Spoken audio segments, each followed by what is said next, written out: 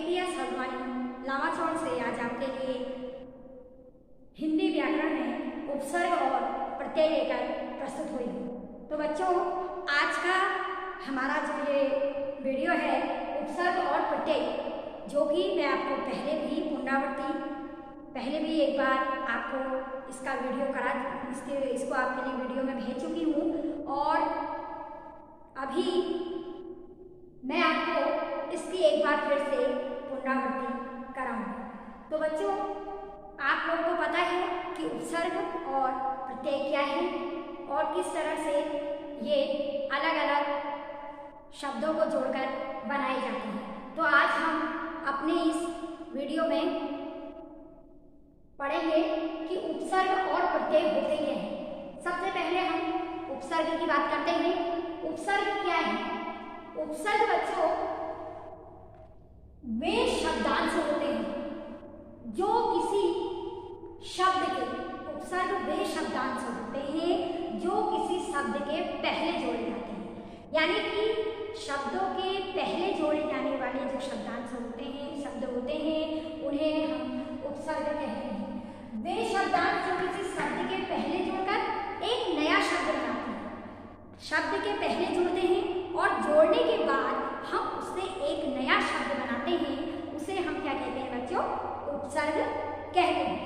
तो इस तरह आपके व्याकरण की बुक में बहुत सारे उपसर्ग दिए हुए हैं जिनसे हम नए शब्दों का क्या करते हैं? निर्माण करते हैं। तो जैसे मैं एक छोटा सा उदाहरण यहाँ पर आपके लिए लिख रही हूँ। एक शब्द मैंने यहाँ पर लिखा अधिकार। ध्यान से देखिए सभी बच्चे, अधिकार। सबसे पहले हमें क्या करना है? इन्हें अलग अलग कर देना है। यानी कि इनको हमने दो भागों में, ये एक शब्द है और दो शब्दों से मिलकर बना है अधि। पहला है इसमें अधि और दूसरा है आपका का। समझ में आया आप लोगों को? पहला इसमें अधि है और दूसरा इसमें क्या है बच्चों? कार। तो इस कार का जब आप अर्थ, अधि का एक अलग अर्थ है और कार का अपना अलग अर्थ है। कार एक शब्द है, इसका एक अलग अर्थ है। कार का अर्थ आप जानते हैं, गाड़ी से। तो ये कार, तो इस कार में जब आपने अधि उपसर्ग जोड़ा तो हमारा एक शब्द बन गया अधिकार। अब जब आप इस शब्द का अर्थ देखेंगे तो ये अलग अर्थ बन जाएगा। यानी कि ये जो हमको यहाँ पर शब्द मिला, ये एक नया शब्द मिला। यानी कि वे शब्दांश जो किसी शब्द के आगे जुड़कर एक नए शब्द का निर्माण करते हैं, उससे एक नया शब्द बनता है, तो उसको क्या कहा जाता है बच्चों? उपसर्ग कहा जाता है। अब जब हमने यहाँ अधिकार लिखा तो इस अधिकार का अपना एक अलग होता है। अधिकार हमारे जो अधिकार होते हैं उससे इसका अर्थ है। तो इस तरह से उपसर्ग, मैंने आपको बताया कि उपसर्ग शब्दांश, किसी भी शब्दांश के किसी शब्द के पहले जुड़कर एक नया शब्द का निर्माण करते हैं, उन्हें हम क्या कहते हैं बच्चों? उपसर्ग कहते हैं। तो इस तरह से एक शब्द मैंने यहाँ पर लिखा, जैसे असुविधा। असुविधा, आपने देखा कि असुविधा एक शब्द है। जब हमने इसको तोड़ दिया या विच्छेद करा तो ये हो गया अधन सुविधा। अधन सुविधा, यानी कि सुविधा का देखिए आपने अर्थ निकाला, सुविधा का अपना एक अर्थ होता है। इसी सुविधा के आगे हमने जब अ लगाया तो एक शब्द हमें मिला असुविधा। यानी कि ओ उपसर्ग जोड़ा, यहाँ पर ओ उपसर्ग जोड़कर हमने एक शब्द बना दिया असुविधा। सुविधा का अर्थ होता है कोई चीज, हमें जब सुविधा होती है किसी चीज की, तो असुविधा से हमने उसका अपोजिट बना दिया, विलोम बना दिया। तो इस तरह से उपसर्ग जोड़े जाते हैं। किसी सार्थक शब्दों के आगे ही आप इनको जोड़ेंगे। कई बच्चे ऐसा करते हैं, हम उपसर्ग शब्द दे देते हैं और नए शब्द बनाने के लिए दे देते हैं, तो जो शब्द को बनाते हैं उनके जो पीछे का अर्थ होता है वो कुछ भी नहीं होता। एक पर्टिकुलर सार्थक शब्द होना चाहिए, उसका कुछ अर्थ होना चाहिए, तभी आप उसके आगे उपसर्ग जोड़ेंगे। अन्यथा उपसर्ग आप नहीं जोड़ेंगे, वो रॉन्ग माना जाएगा, यानी कि गलत माना जाएगा। कोई शब्द आपने लिखा है, माना मैंने एक शब्द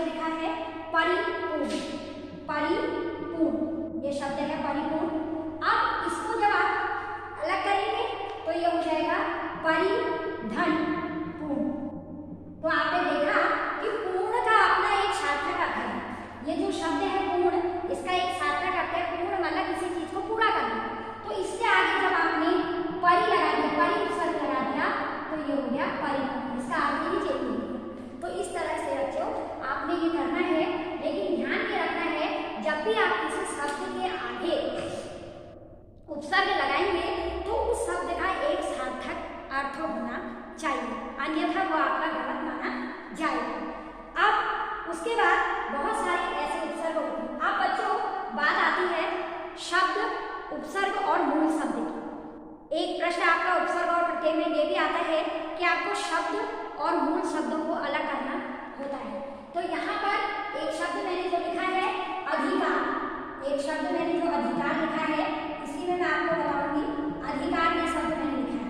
तो इस अधिकार में हम देखेंगे कि कौन सा शब्द है, कौन सा मूल शब्द है और कौन सा शब्द है। तो इस तरह से आप इसको करेंगे। अब जैसे मैंने कहा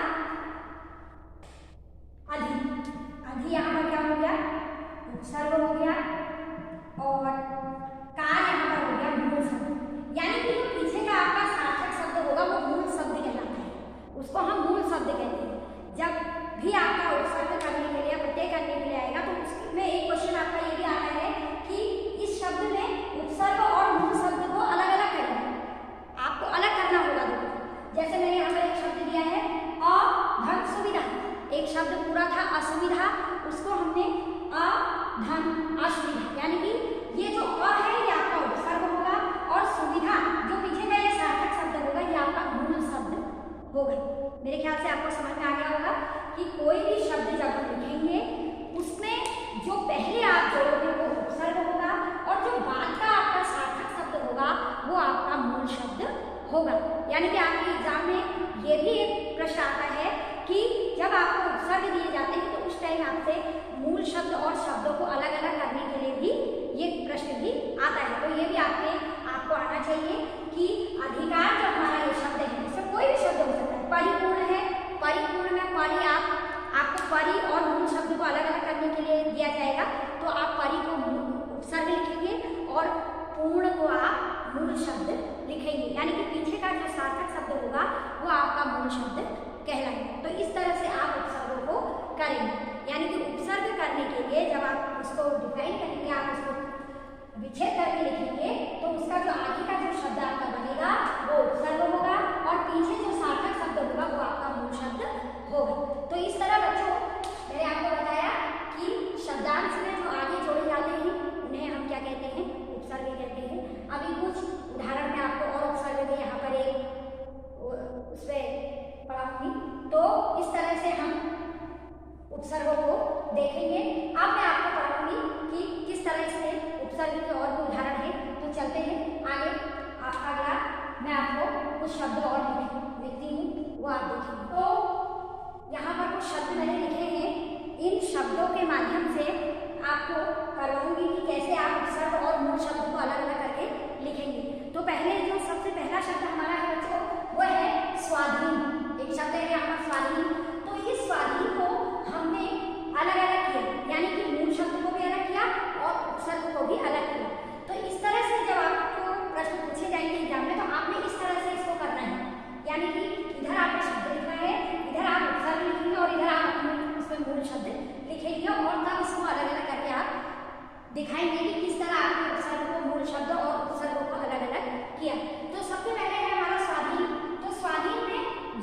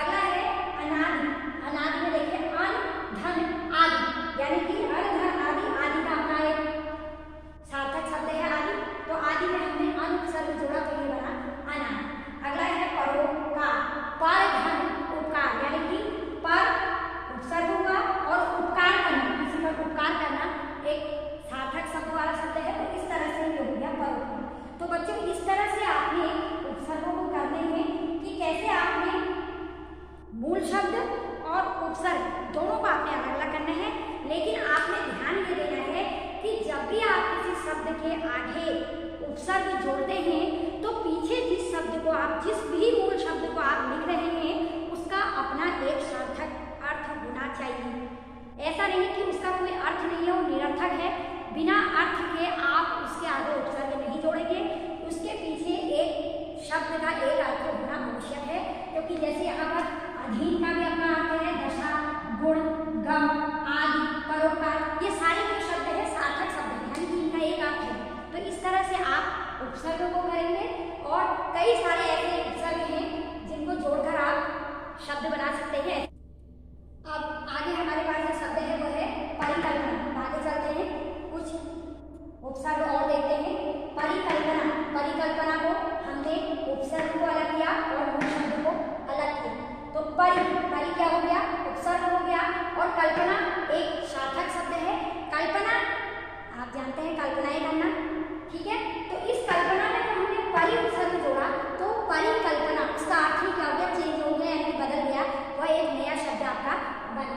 तो इस तरह से उपवन, ध्यान से देखिए, उपवन। अब आपको समझ में आ रहा होगा कि उप और वन में अगर हम आपसे उपसर्ग और मूल शब्द को छांटने के लिए कहेंगे तो आप कहेंगे कि उप यहाँ पर उपसर्ग होगा और वन यहाँ पर मूल शब्द होगा। यानी कि वन में जब आपने उपसर्ग उप लगाया तो वो बन गया उपवन। तो इस तरह से आपको उपसर्ग लगाकर एक नया शब्द मिलेगा। अगला है बच्चों उपनाम।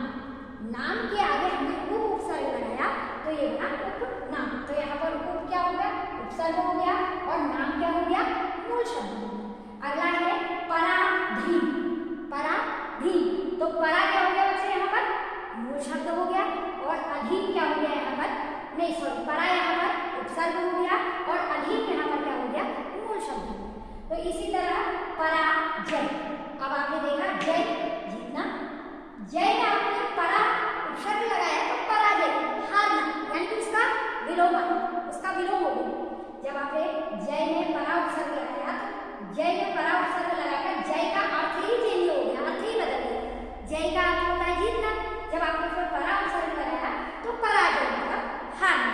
तो ऐसे आप इसमें शब्दों के अर्थ चेंज हो जाते हैं। प्रतिदिन, प्रति उपसर्ग हो गया और दिन आपका क्या हो गया, यहाँ पर मूल शब्द हो गया। अनादर, अनधन, आदर। तो इस तरह से बच्चों आप उपसर्गों के माध्यम से नए शब्दों को बना सकते हैं। यानी कि ऐसे बहुत सारे आपको उपसर्ग आपकी बुक में मिलेंगे, संस्कृत के उपसर्ग, हिंदी के उपसर्ग, ऐसे बहुत सारे उपसर्ग शब्द आपको मिलेंगे। मी, परा, जैसे मैं आपको कुछ उपसर्ग यहाँ पर बता रही थी, जैसे आ उपसर्ग होगा, आ उपसर्ग जोड़कर आप बहुत सारे नए शब्द बना सकते हो। लेकिन आपने ये ध्यान रखना है कि जब भी आप उपसर्ग बनाएंगे, नए शब्द बनाएंगे, तो जो भी मूल शब्द आप उसमें जोड़ेंगे उसका एक सार्थक अर्थ अवश्य होना चाहिए। अगर उसका कोई सार्थक अर्थ नहीं होगा तो आपका गलत माना जाएगा। अब जैसे मैं आपके लिए कुछ शब्द यहाँ पर बोल रही हूँ, उदाहरण के लिए पहला शब्द है, पहला उपसर्ग है आ। तो आ से आप कोई नया शब्द बना सकते हैं, लेकिन पीछे का जो शब्द आप उसमें जोड़ेंगे उसका एक सार्थक अर्थ होना चाहिए। अब आ से आप बना देंगे आगमन। आगमन एक शब्द बन गया, गमन। गमन में आपने आ उपसर्ग जोड़ा तो आगमन। उसके बाद है सम। सम से आप कोई भी नया शब्द बना सकते हैं, समकालीन, इस तरह से। उसके बाद है परा।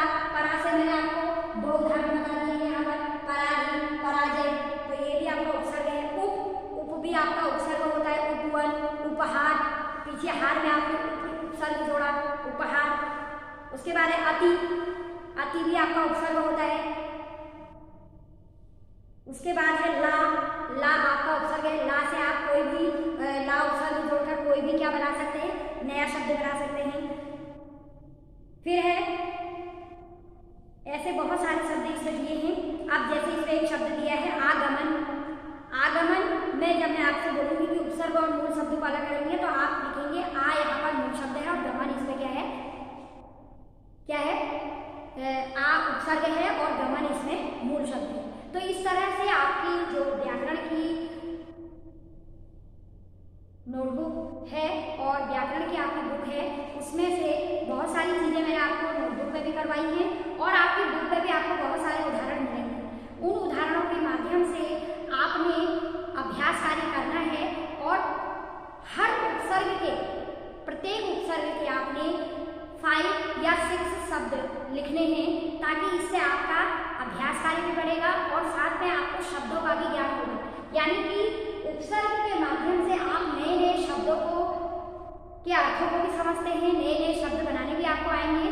तो इस तरह से आप इसको अगर करेंगे, आप अभ्यास कार्य में करेंगे, तो आपको अभ्यास करने से ही आपको इसका लाभ होगा। यानी कि जब आप पढ़ेंगे तभी आपको ये समझ में आएगा। और बाकी आशा है कि आप लोगों को ये समझ में आया होगा। तो इसके बाद हमारा जो अगला जो टॉपिक आएगा वो होता है प्रत्यय। अब हम जो बात करते हैं वो करते हैं प्रत्यय की। उपसर्ग के साथ आपको प्रत्यय भी पढ़ाया गया है। तो जो हमारा अगला जो विषय है वो होता है प्रत्यय। तो प्रत्यय की बात हम करेंगे बच्चों। हमारा दूसरा प्रत्यय, अभी हमने उपसर्ग पढ़ा, अब हम पढ़ेंगे प्रत्यय। तो प्रत्यय क्या है?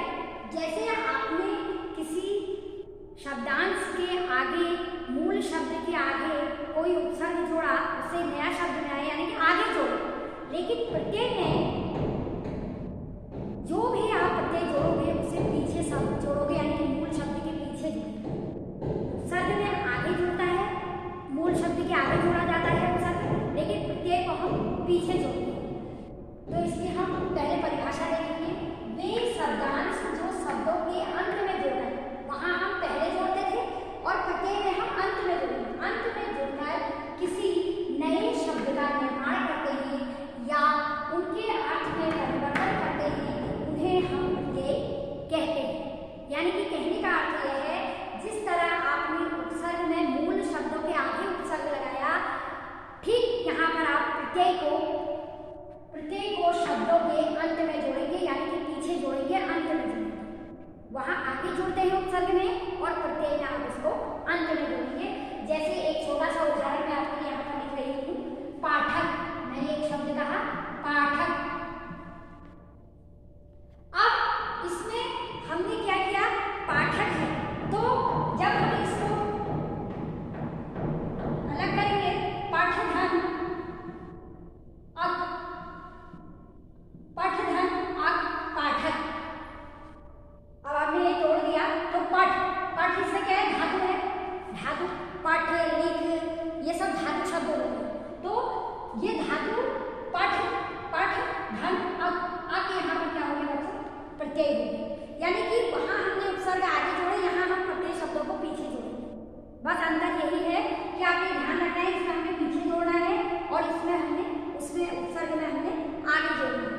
तो यहाँ पर पाठक है।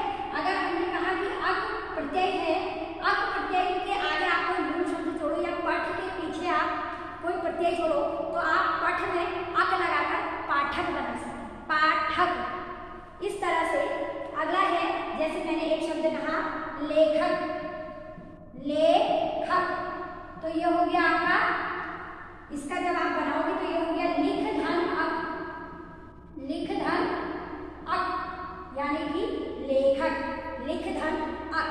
तो आपने अक प्रत्यय इसके पीछे जोड़ा। तो इस तरह से बच्चों प्रत्यय जो होते हैं वो शब्दों के, मूल शब्दों के पीछे जोड़ते हैं। अब यह बात आई कि प्रत्यय के भेद। प्रत्यय के दो भेद होते हैं, यानी कि दो तरह से हम प्रत्ययों को जोड़ते हैं। पहला है कृत प्रत्यय और दूसरा है तादधिक प्रत्यय। अब जो कृत प्रत्यय होते हैं उनको आप कैसे पहचानेंगे?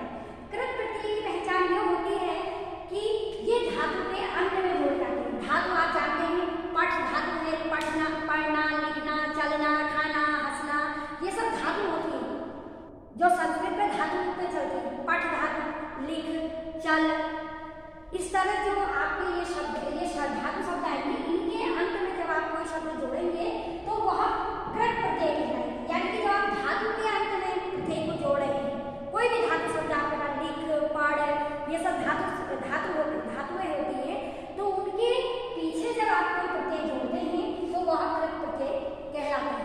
उसी तरह जो तदधिक प्रत्यय होते हैं बच्चों, वो किसी भी संज्ञा शब्द में, किसी सर्वनाम शब्द में या किसी विशेषण शब्द में जोड़े जाते हैं। तो इस तरह से आप इसको अलग अलग करेंगे, यानी कि आपको कृत और